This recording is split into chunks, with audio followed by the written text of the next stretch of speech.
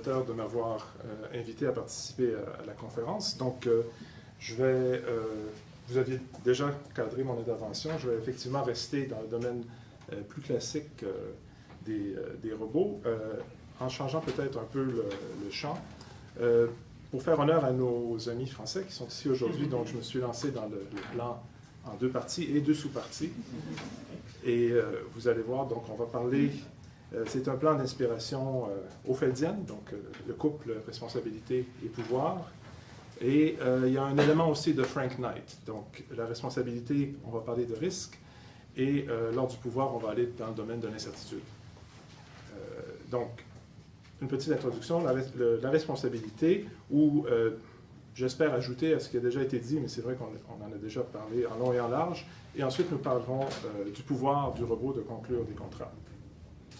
Donc, le robot, pour moi, je le définis de manière fonctionnelle, donc ça peut être une entité physique ou virtuelle qui est destinée à remplacer l'être humain, donc jouer un rôle qui peut être joué par un être humain. Ça peut être une machine robot, donc dans une chaîne de production, mais aussi un assistant pour des soins de santé, un robot domestique, mais aussi une entité virtuelle, donc un programme qui mène des transactions, qui collecte des informations, qui fait des achats en ligne, et ainsi de suite. Et je le définis aussi comme étant une entité qui suit un algorithme plus ou moins sophistiqué. Donc le robot fonctionne grâce à un algorithme qui décide de la manière dont il va procéder. L'algorithme peut être assez sophistiqué, il peut comprendre de l'apprentissage, du machine learning, il peut avoir recours à une vaste banque de données, les mégadonnées, mais ça reste quand même un algorithme. Le cas de figure que je veux considérer dans la majeure partie de mon exposé est le robot en tant qu'instrument mis en service par une personne physique ou une personne morale pour une fin quelconque. Donc c'est le robot instrumentalisé. Et je vais regarder un peu le cas limite du robot autonome. Donc ma première question. Le régime de responsabilité.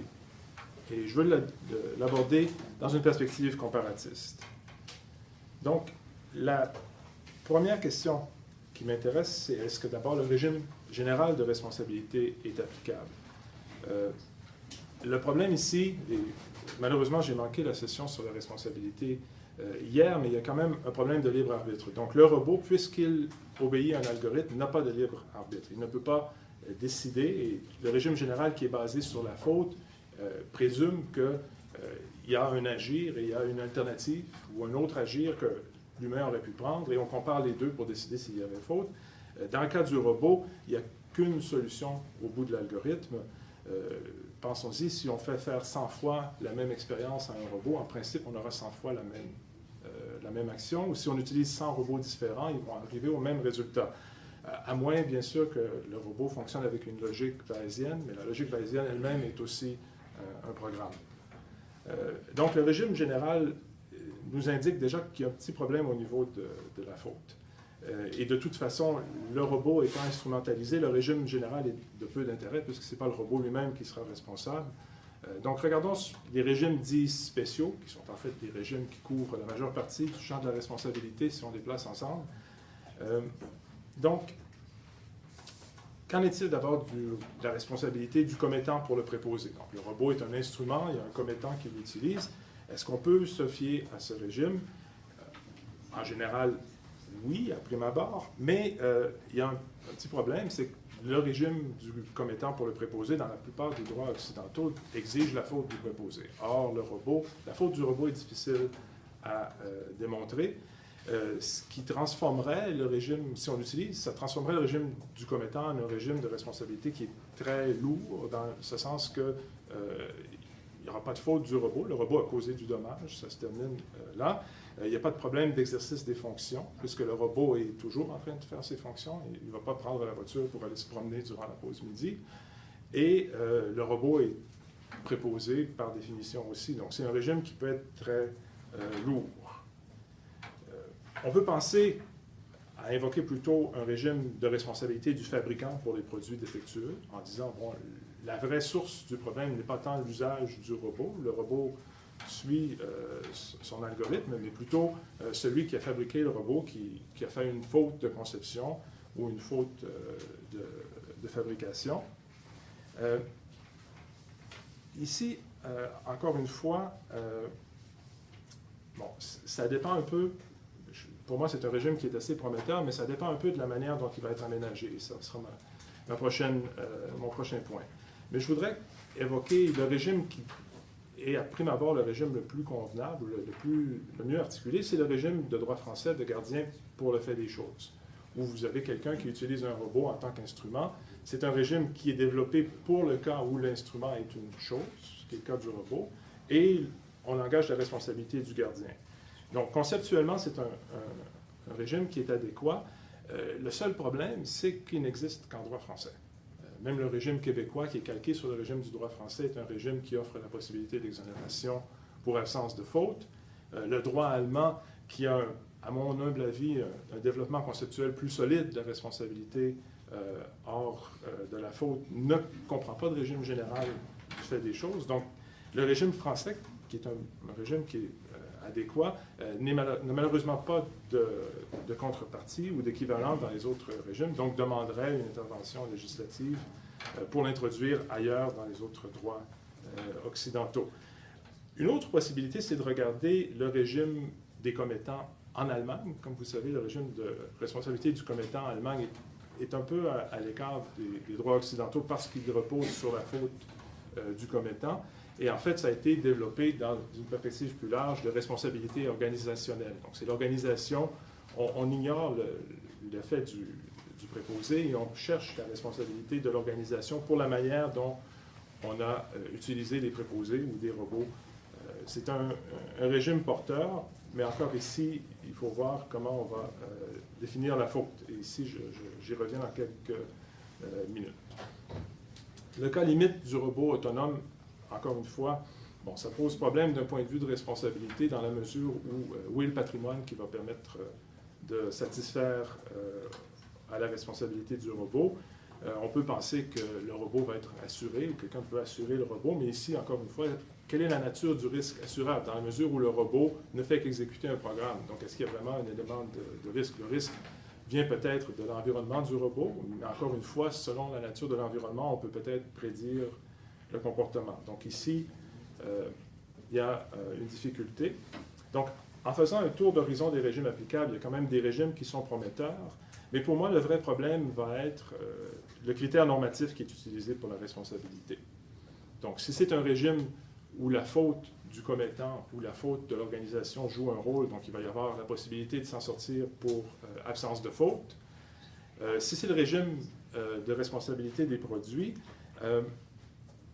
c'est un régime où la barre a été fixée assez haute. Si on regarde le régime européen, la Cour de justice laisse peu de possibilités aux fabricants d'échapper à la responsabilité.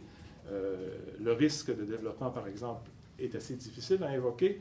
Mais cependant, ici, dans la définition même de défaut de produit, en supposant que le robot soit un produit, puisque un robot virtuel pourrait échapper au champ d'application de la directive, en supposant que le robot soit un produit, le défaut de produit est défini par rapport aux attentes raisonnables des consommateurs. Et ici, il y a possibilité, il y a matière à discussion. Et le problème que je vois, c'est que dans les deux cas, que ce soit une absence de faute ou la définition des attentes raisonnables, nous avons à utiliser, ou nous évoluons dans l'héritage de responsabilité civile du secteur des technologies de l'information. Et le secteur des technologies de l'information, à mon humble avis, est un secteur qui a bénéficié d'une position extrêmement favorable en matière de responsabilité civile. Pensez-y, si on appliquait le régime de responsabilité des produits pharmaceutiques ou même le régime de responsabilité qui est utilisé pour les automobiles, si on l'appliquait à Microsoft, par exemple, Microsoft ne serait plus ici. C'est une entreprise qui aurait fait faillite au début du 21e siècle. Facebook serait une entreprise qui serait en danger maintenant, compte tenu des fuites qui ont eu lieu et de la responsabilité. Donc, ce qui m'inquiète, c'est que la robotique évolue dans le cadre de responsabilité, dans l'espace mental de responsabilité des technologies de l'information, où l'obligation du fabricant, l'obligation du programmateur est plus ou moins de faire à peu près de son mieux pour sortir quelque chose qui fonctionne à peu près. Et on verra par la suite s'il y a des problèmes.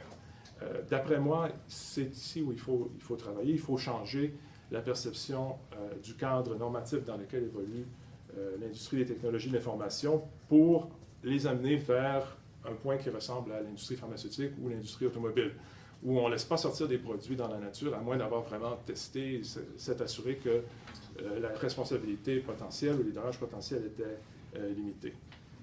Donc, voici pour la responsabilité. Deuxième point, les questions de pouvoir. Donc, le robot peut aussi conclure un contrat. Donc, il dispose du pouvoir d'engager son commettant. Et à prime abord, ça ne pose pas énormément de problèmes. Le robot est mandataire, il peut engager le commettant. Pourquoi pas l'accepter? C'est un contrat. Il y a moins de problèmes, je crois, conceptuels au départ que du côté de la responsabilité et de la faute. Mais ici, il faut voir, et ajouter un peu d'analyse économique du droit, quel est l'impact des contrats conclus par des robots sur l'institution du contrat et plus largement sur le fonctionnement du marché. Donc, le contrat lui-même, le modèle classique du contrat en analyse économique du droit, c'est le contrat parfait. Donc, c'est le contrat qui prévoit toutes les éventualités et qui a la réponse à tout. C'est un modèle théorique. Et l'essence du contrat, c'est un arbitrage entre des valeurs subjectives qui diffèrent et le fait que, par exemple, la bouteille d'eau vaut 50 sous pour l'entreprise qui la vend et moi, je suis prêt à payer 2 $, 50, 3 $ pour l'avoir. Donc, si on la vend à 2 $, tout le monde est heureux. J'ai une bouteille que je paie pour moins que ce que je serais prêt à payer et l'entreprise la vend pour plus que ce qu'elle est très prête à la vendre. Donc, c'est cet arbitrage entre les valeurs subjectives qui permet d'atteindre un optimum de Pareto. C'est un modèle qui est inspiré par des contrats à court terme, des contrats d'exécution immédiate. Ça fonctionne très bien. Bon, au niveau conceptuel, c'est difficile de voir quelle est la valeur subjective du robot, puisqu'il n'a pas d'existence subjective, mais on peut concevoir que le robot dispose d'informations suffisantes pour connaître la valeur subjective du commettant ou de son maître, et bon, c'est concevable. Le problème, c'est lorsqu'on arrive dans les contrats à long terme, donc des contrats qui ne sont pas exécutés immédiatement, donc pas un contrat de vente, mais un contrat de service ou quelque chose comme ça. Et ce sont des contrats, je vous avais dit dans la deuxième partie, on passe à l'incertitude, c'est des contrats qui comportent un élément d'incertitude. Donc, on ne sait pas exactement comment le futur va se dérouler. Et souvent, ce n'est pas quelque chose qui peut être prédit en termes de risque, mais c'est simplement de l'incertitude. On n'est pas capable d'évaluer même le risque. Et ça a des implications. Donc, le modèle classique du contrat ne s'applique pas très bien au contrat à long terme parce que ce n'est pas un contrat où les deux parties sont gagnantes. En fait, par définition, presque une des deux parties va perdre si le futur ne se déroule pas comme elle l'anticipait. Alors, qu'est-ce qui se passe si on met les robots à la tâche dans la conclusion de contrats à long terme? Est-ce qu'ils sont capables de conclure un tel contrat? Est-ce qu'ils sont capables de dire, moi, la situation pourrait aller comme ça ou comme ça, je suis incapable d'avoir une vision très claire des risques puisqu'il y a un élément d'incertitude. Est-ce que je vais conclure le contrat? Et à mon avis, il y a des problèmes. On sait déjà que l'usage de robots dans la conclusion de contrats a mené en partie au crash de 1987. Bon, entre-temps, on a corrigé les techniques, mais on voit que ce n'est pas un système qui est très apte à conclure des contrats lorsqu'il y a des éléments d'incertitude. Donc, si on élargit cela de manière plus large, en supposant qu'il y a beaucoup de robots qui concluent beaucoup de contrats, il y a des questions fondamentales pour le fonctionnement du marché. Alors, si on utilise une perspective néoclassique, certains ont dit ultralibéral, bon, c'est simplement néoclassique, c'est l'économie standard, l'école de Chicago. La prémisse est que le marché tend vers l'équilibre et au fur et à mesure qu'on conclut des transactions, on va se rapprocher du point où les courbes de demande et d'offre se rencontrent et le marché va être équilibré. Du point de vue de l'école néoclassique, utiliser un robot pour faire des transactions, en fait, peut très facilement améliorer l'efficacité du marché, parce qu'il permet au marché d'aller plus rapidement vers l'équilibre. Il élimine l'arbitrage, le robot a une connaissance supérieure et amène le marché plus rapidement vers l'équilibre. Donc, on dirait, oui, bonne chose. Mais bon, personnellement, j'aime bien l'école autrichienne, et je trouve que l'école autrichienne décrit mieux la richesse du phénomène de marché, en particulier Hayek. Et l'école autrichienne fonctionne avec des prémices complètement différentes. Donc ici, le grand classique, c'est l'article de Hayek, Use of Knowledge in Society. Je n'ai pas trouvé de traduction française. Et Hayek nous dit, dans son article, il cherche à établir que c'est impossible d'avoir une économie planifiée. Il dit que ce n'est pas possible de centraliser l'ensemble des connaissances qui sont à la disposition de la population. L'économie doit être décentralisée et le rôle du marché, c'est un mécanisme de génération d'informations. C'est un mécanisme qui fait ressortir, qui fait sortir l'information qui est cachée dans notre fort intérieur. Combien je suis prêt à payer pour quelque chose, combien je suis prêt à vendre quelque chose. Et le marché est un mécanisme fabuleux de génération d'informations.